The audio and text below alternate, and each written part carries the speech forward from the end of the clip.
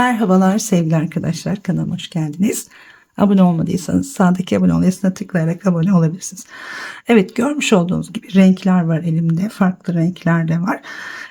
Yine kolay bir model paylaşmaya çalışacağım sizlerle, umarım beğenirsiniz. Şimdi ana rengim yine beyaz olacak. Böyle elimde kalan artan iplerle bir yelek modeli, bluz modeli olabilir, ne isterseniz onu yapabilirsiniz tabii ki.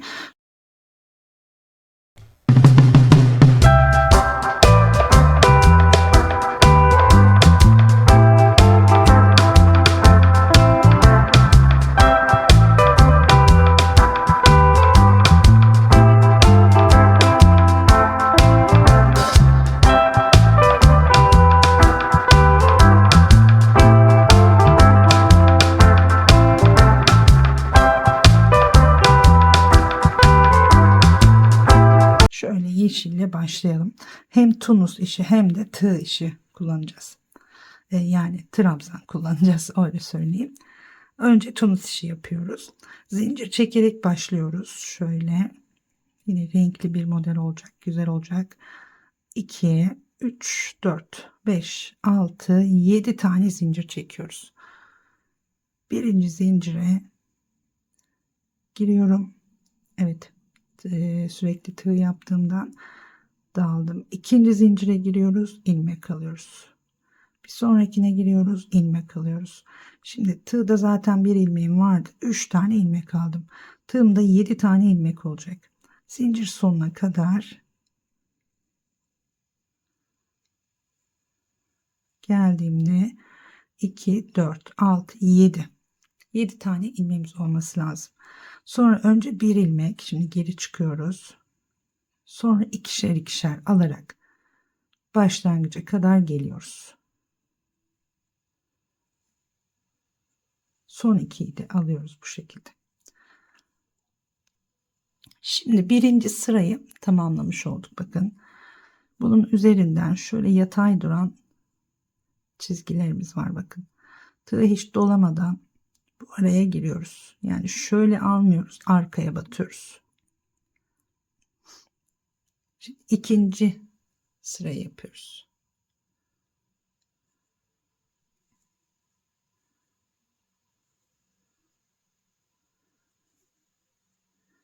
Sona geldiğimizde de sondaki şu iki ilmeği arasına girerek çekiyoruz. Yine 2, 4, 6, 7, her defasında tığımızda 7 tane ilmek olacak.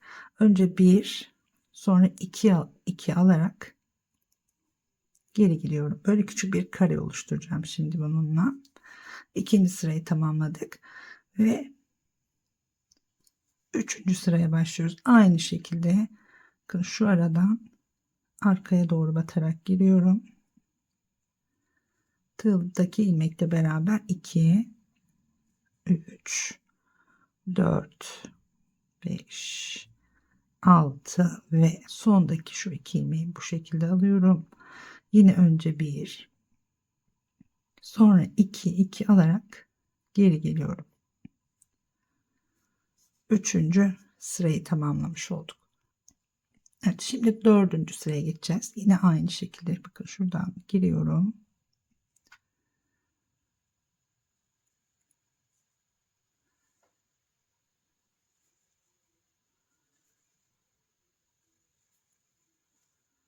Sonra 1, 2, 2 alarak geri geldim.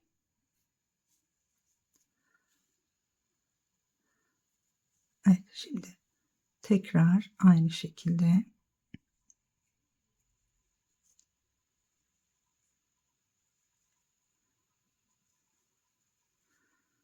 bir, iki, iki, iki, hepsini 2, 2 alarak başa geldim. Evet, bir sıra daha yapıyoruz şimdi.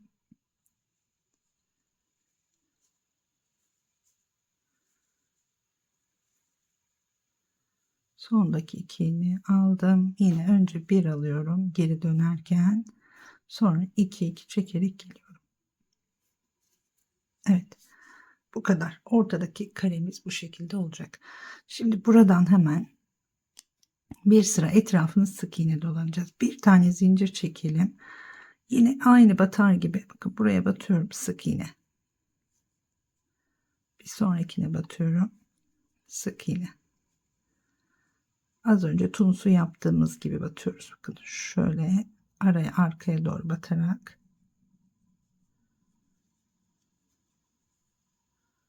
sondaki 2 ilmeğe tekrar bir sık iğne.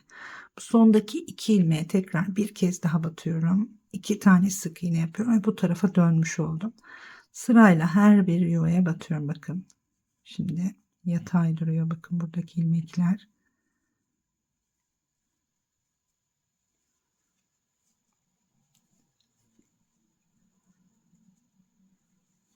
Son köşeye geldiğimizde aynı yere 2 kez batıyorum ve bu tarafa doğru dönüyorum.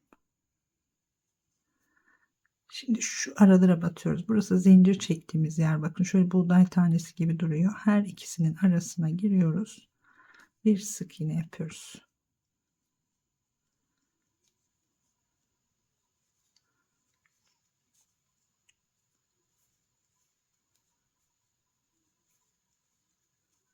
Şimdi köşeye geldim. Buraya 2 tane sık iğne yapıyorum. Bu tarafa doğru dönüyorum şimdi. Burada da ilmeklerimiz belli zaten. Bakın bu şekilde hepsine sık iğne yaparak köşeye geldim.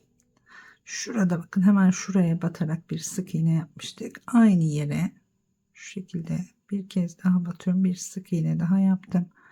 Buradan birleştiriyorum. Bir tane zincir çekelim. İpimizi keselim. Şu ipimizi de yürüttük buraya kadar. Bunu da keselim.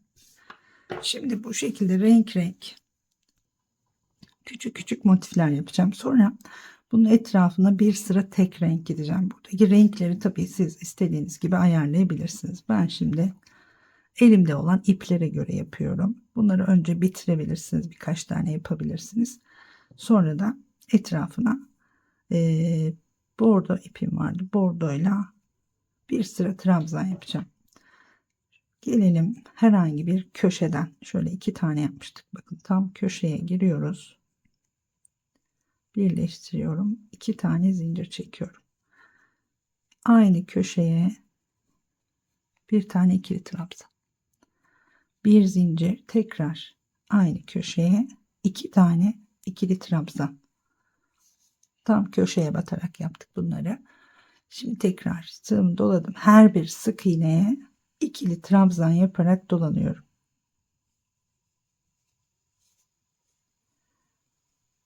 İpi de arkadan gizlemeye çalışıyorum geldiği yere kadar. Sonra arkayı temizlemek daha kolay oluyor biliyorsunuz bu şekilde yaptığımızda. Bakın köşeye kadar geliyorum. İkili trabzan yaparak köşede 2 tane trabzan yapıyoruz. Bir zincir çekiyoruz. Tekrar 2 trabzan daha yapıyoruz. Sonra bu tarafa doğru devam ediyoruz. Zaten burada batacağımız yuvalar belli. Her bir yuvaya bir tane trabzan yaparak ilerliyorum. Şimdi köşeye geldiğimde yine 2'şer tane yapıyorum. Köşeye geldim. 1 2 bir zincir, tekrar 1 2. Bu şekilde komple etrafını dolanacağız. Şimdi yine her bir yuvaya birer tane yaparak diğer köşeye kadar gelelim.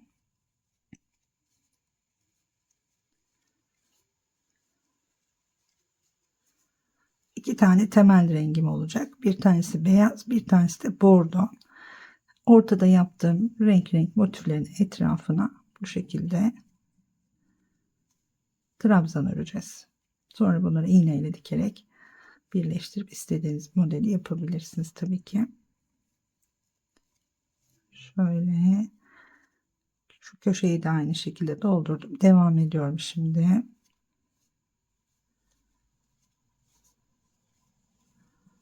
Evet. Geliyoruz burada. Şurada zincirle yukarı çıkmıştık. Hemen onun tepesine şöyle birleştirelim. Bir tane zincir çekelim. Bu iple de işimiz bitti.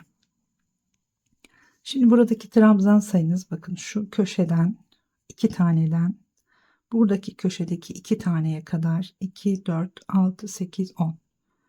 Buraya geliyoruz. 2, 4, 6, 8, 10. Yani 10'ar tane köşeden köşeye sayıyorum. Zincirden öncesi. Burada da zincirden öncesi. Şöyle 10'ar tane trabzanımız olacak. Burada sayı önemli tabii. Üzerine de şimdi tekrar beyaz rengimizi alalım. Bir zincir. Köşeden giriyorum. Bir zincir çektiğim köşeden 2 tane zincir. Yine bir zincir çektiğimiz köşe boşluğuna 2 trabzan, zincirle beraber 2 trabzan, bir zincir, tekrar 2 tane trabzan yapıyoruz. Şimdi hemen şu yuvadan başlayarak arkadaki ipimizi de alalım. Yine ikili trabzan yaparak dolanacağız.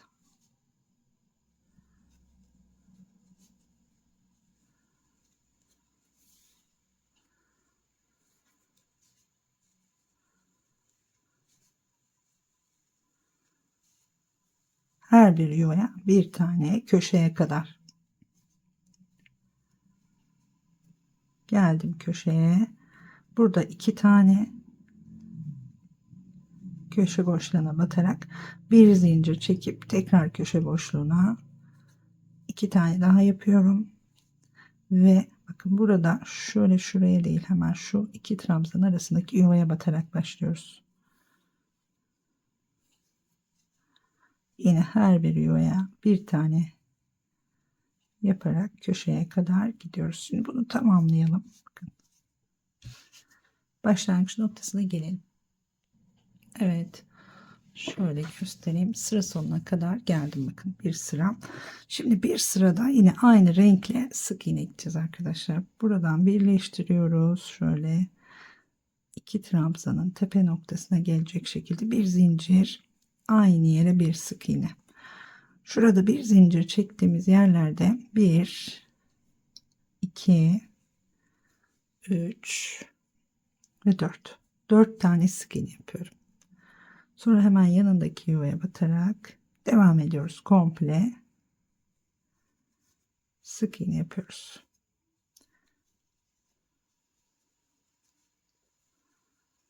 Evet, uzatmayayım. Köşeye geldiğimizde şu köşelerde 4 tane, sonra her birinin üzerine birer tane yaparak tekrar başlangıç noktasına gelelim.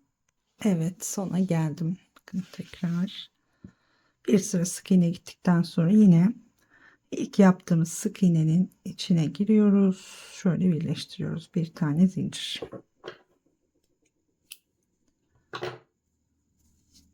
Evet. Sıra dışı motiflerden biri daha bence. Şimdi bunun gibi birkaç tane daha motif yapacağız. Tabii ne yapacaksak ona göre motif yapmamız lazım. Daha çok dikerek birleştirmeyi tercih ediyorum. Şimdi biraz daha yapayım. Göstereyim sizlere. Evet. Şu 2 tanesi kaldı.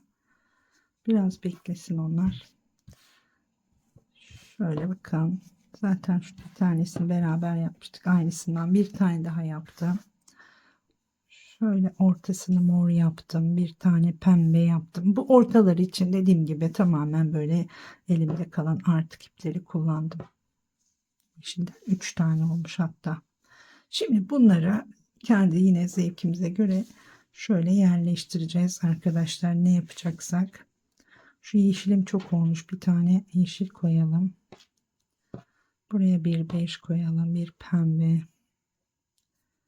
Evet, burada bir yeşilim daha olabilir.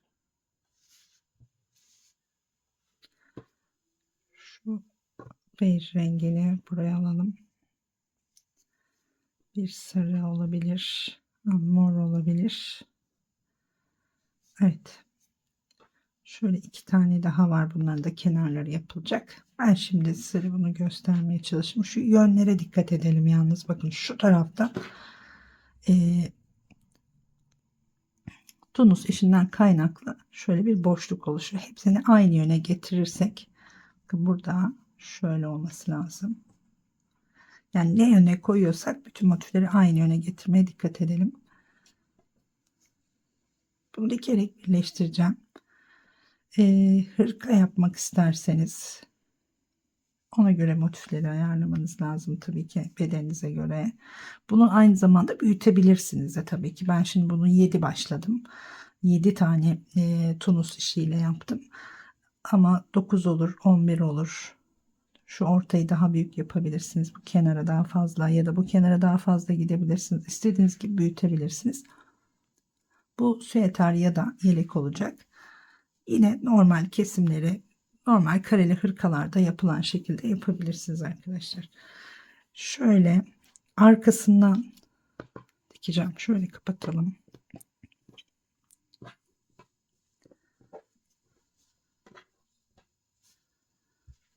Evet. Beyaz renk alalım. Evet, arkadan birleştireceğiz. Şimdi mesela hırka yapmak istiyorsanız 36-38 beden için, önleri için 2 tane motif yeterli olur arkadaşlar. Yanlara bunu koyabilirsiniz. Arkası için de 5'er tane yan yana motif yapabilirsiniz. Onu söylemiş olayım en azından. Şimdi yönlerimizi tam ayarladıysak, evet bakın şunlar bu tarafta kalacak demiştim. Şöyle şurada ayarlayalım. Şuradaki çizgilerden bahsediyorum bakın. Burada da aynı şekilde tekrar bir kontrol edeyim. Tersini çevirmiştim ama yanlış olmasın. Evet. Şöyle şu çizgiler. Bunu da aynen bu şekilde çeviriyoruz. Şimdi şöyle bir dikeceğim. Burayı da dikeceğiz. Sonra böyle dikebilirsiniz. Nasıl kolayınıza gelirse. Bunu isterseniz örerken yine tığladan, şurada 4 tane sık iğne yapmıştık. Arkadaki ilmekleri alıyorum. Ortaya batıyorum, köşenin ortasına. Şöyle.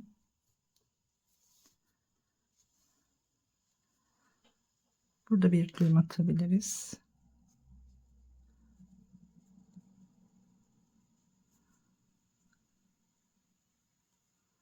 İsterseniz önden de dikebilirsiniz tabii ki, ama bu daha güzel geliyor bana. Arkadaki ilmeği alıyorum. Burada da arkadaki ilmek. Arkadaki ilmekten kastım bu buğday tanesi gibi görünen, bakın şu ilmekleriniz var. Gösterebiliyor muyum kamerada bilmiyorum, şurası.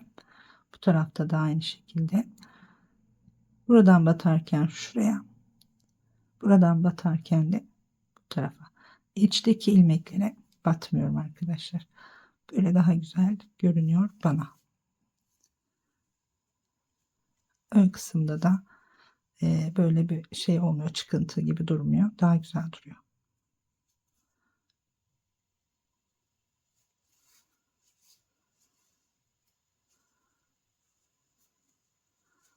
Biraz tabii şöyle çektirmemiz lazım, sıkıştırmamız lazım. Sonra etrafına şişle, mesela yakayı yaparken kazak da yapabilirsiniz. Mesela şiş geçirerek, lastik örerek boynuna, etek uçlarına, bileklere, kollarda bileklere lastik örerek şişle de yapabilirsiniz. Bu beyazla çok güzel duracağını düşünüyorum. Süeterde de keza aynı.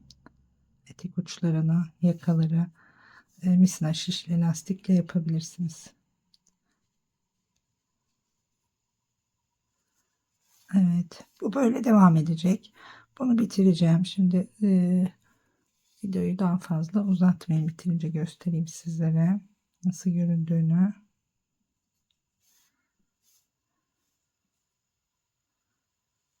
Evet, şu köşeye kadar gelelim isterseniz. Oradan diğer motife geçelim.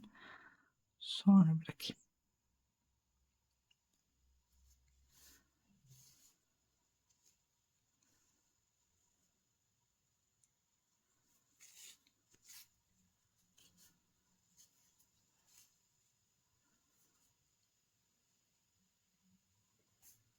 Hayır, lütfen orada düğüm olma. Hı, evet, oldu şimdi.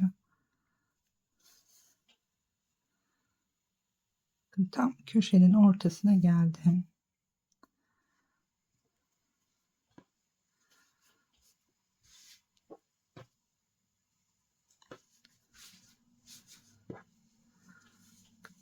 Bu şekilde görünüyor dikişimiz. Bence gayet güzel görünüyor. Tabii yine ters çevirelim. Bakın buradan şu köşeye giriyorum. Şöyle dikerek gideceğiz. Ama bunu da buraya birleştirmemiz lazım. Tam yine köşede arka ilmeğine girerek birleştiriyorum. Buradan da yine tam köşenin arka ilmeğine girerek birleştiriyorum. Burayı sonra dikeceğiz. Böyle devam ediyoruz. O yüzden tekrar şöyle alalım elimize.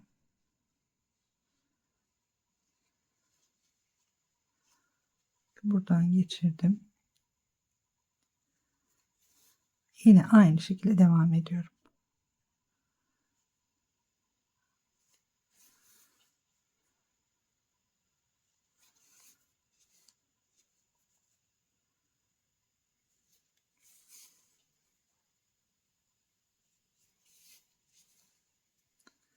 Şimdi ben bu dikme işlemlerini bitireceğim. Döneceğim tekrar, bakın şurayı önemsemeyi, bu tarafı dikerken burayı tekrar birleştireceğiz dikişli iğneyle. Şimdi tamamlayalım, tekrar görüşelim arkadaşlar. Evet, bakın dikmeyi bitirdim. Bu şekilde birleştirerek arkadaşlar istediğiniz modeli yapabilirsiniz. Gayet de güzel durdu, değişik bir model oldu bence. Tabii sizce en çok neye yakışır merak ediyorum. Yani çantada yapılabilir, farklı iplerde kullanılabilir. Tabii ki bunu kağıt iplerle de yapabilirsiniz çanta olarak.